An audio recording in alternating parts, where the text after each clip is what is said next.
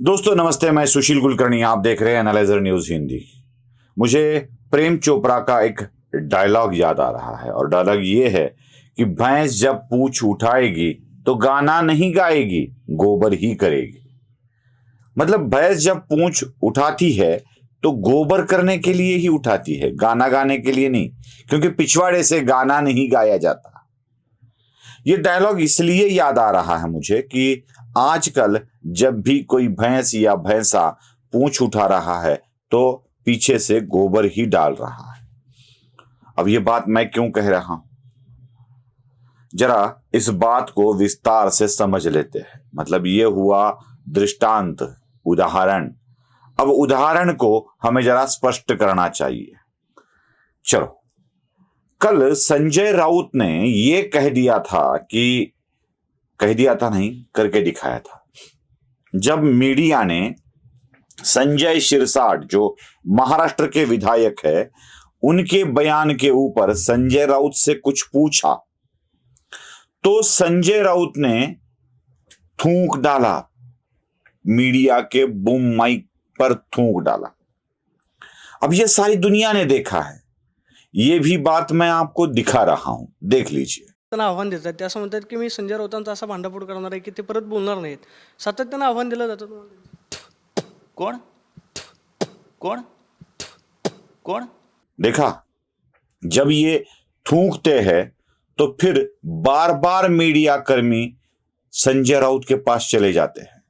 यहां तक की बात है कि संजय राउत ने मीडिया कर्मी को धमकी तक दे डाली थी, अगर ऐसे सवाल पूछने हैं तो आइंदा मेरे पास मत आइए, वो भी देख लीजिए। माइक बंद। ये जो सोने में वाले इशू आप मुझे पूछते हैं ना, फालतू आप पूछो, आपको बता। ठीक है सर, नेक्स्ट टाइम नहीं, अभी भी आपने जरूरत नहीं की। नहीं सर, ये अरे कौन पुलिस ये जो मैंने बोला ना करते हुए, इस प्रकार से सवाल आप यहाँ मुझे पूछते तो आना नहीं। देख लिया। अब मुझे बताइए कि बार बार मीडिया कर्मी संजय राउत के पास जाते हैं। ये बात यहां तक चली गई कि फिर से एक बार संजय राउत ने मीडिया कर्मी को पूछ डाला, अरे मुझे तो लगता था आप नहीं आओगे, आ गए। मला वाटलं तुम्ही माझ्याकडे येणार नाही आज। ये भी कह डाला। अब इतने बेशर्म हो गए हैं मीडिया कर्मी कि थूकने पर, बोलने पर भी संजय राउत के सामने चले जाते हैं और संजय राउत भी बार बार वही गंदी गंदी बातें अपने मुंह से निकाल लेते हैं।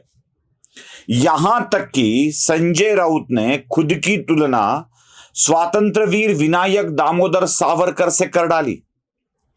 संजय राउत ने कह दिया कि सावरकर बेईमानों पर थूके थे, इसलिए मैंने भी थूक लिया। एक तो कहां इंद्र का ऐरावत और कहां गागा भट्ट की तट्टाणी, ये मेल हो ही नहीं सकता। सावरकर और संजय राउत का मेल हो ही नहीं सकता। तुलना के लिए भी नहीं, बात करने के लिए भी नहीं, किसी भी अवस्था में नहीं, लेकिन कह दिया।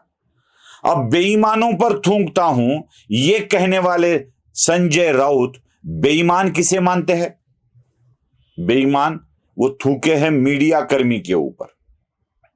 फिर से सवाल पूछा है, अरे आ गए आप मेरे थूकने के बाद भी चाटने के लिए। बेईमान संजय राउत मीडिया को बोल रहे हैं। अरे भैंस जब भी पूंछ उठाएगी ना तो गोबर ही करेगी, अच्छा नहीं बोलेगी, कुछ भी अच्छा नहीं बोलेगी। उन्होंने अजीत पवार के ऊपर भी अपनी बात कह डाली, यहां तक कि अजीत पवार को इतने गंदे तरीके से जवाब दिया। बरोबर आहे, धरणामध्ये मुतण्यापेक्षा थुंकणं चांगलं.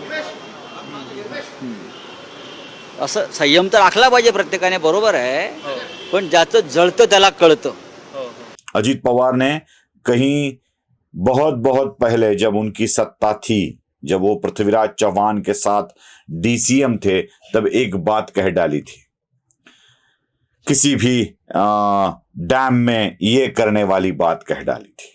उसके बाद उन्होंने बहुत बड़ा प्रायश्चित भी लिया था, ये वो सारे झमेले हो चुके थे। जब अजीत पवार ने संजय राउत को यह कह दिया कि जबान पर लगाम दो तो संजय राउत ने पलटकर अजीत पवार को जवाब दे दिया, कह दिया धरण में मूतने से अच्छा है थूकना। भैंस जब पूंछ उठाएगी तो गोबर ही देगी ना, दूसरा क्या करेगी। अच्छी बात थोड़ी ही निकलने वाली है। यहां तक कि तोड़ने वाली बात भी संजय राउत ने कह डाली। उन्होंने कहा कि हम जब भी कोई बात करते हैं तो पार्टी हित की बात करते हैं, छोड़ के जाने की बात नहीं करते हैं। अजीत पवार को भी बहुत खरी खोटी संजय राउत ने सुना डाली। अब ये बार बार ऐसा करते आए हैं संजय राउत, बार बार। मेरा तो आक्षेप है मीडिया कर्मियों के ऊपर। देखिए, भैंस का काम है गोबर देना, मतलब खा लिया तो खाने के बाद तो गोबर करेगी ही ना।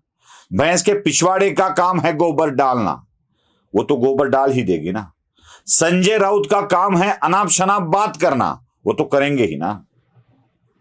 सवाल यह है कि गाने की अपेक्षा कर कर भैंस के पिछवाड़े आप खड़े रहोगे तो आपके नसीब में गंदा गोबर ही आएगा। वैसे संजय राउत के मुंह के सामने अगर बूम पकड़ के आप जाओगे तो दूसरा क्या होगा, वही तो आपके नसीब में आएगा, वही तो बात आपके नसीब में आएगी। ऐसा क्या अलग कहते हैं संजय राउत, ऐसा क्या अलग ज्ञान मीडिया को देते हैं संजय राउत, जिसके लिए ये मीडिया कर्मी बार बार संजय राउत के पास चले जाते हैं। यहां तक अजीत पवार को भी गलत कहते हैं और वो भी दिखा देते हैं। कहां गई महाविकास आघाड़ी की एकता, कहां गई संजय राउत की शरद पवार पर की निष्ठा। ऐसे माना जाता है कि संजय राउत शरद पवार के आदमी हैं, मतलब जो नौकर तो है उद्धव ठाकरे के, लेकिन आदमी है शरद पवार के, वो शरद पवार के लिए काम करते हैं। अगर संजय राउत शरद पवार के लिए काम करते हैं तो अजीत पवार के ऊपर जिस तरह से अनर्गल बातें संजय राउत ने बकी है, उसका क्या मतलब निकलता है? वही मतलब निकलता है ना कि शरद पवार ही अजीत पवार का गेम करना चाहते हैं और वो अजीत पवार को इस बात की याद बार बार संजय राउत के द्वारा दिला रहे हैं। अगर आप भी मेरे मत से सहमत है तो लाइक, शेयर और सब्सक्राइब करना मत भूलिए। कमेंट बॉक्स में जरूर लिखिए।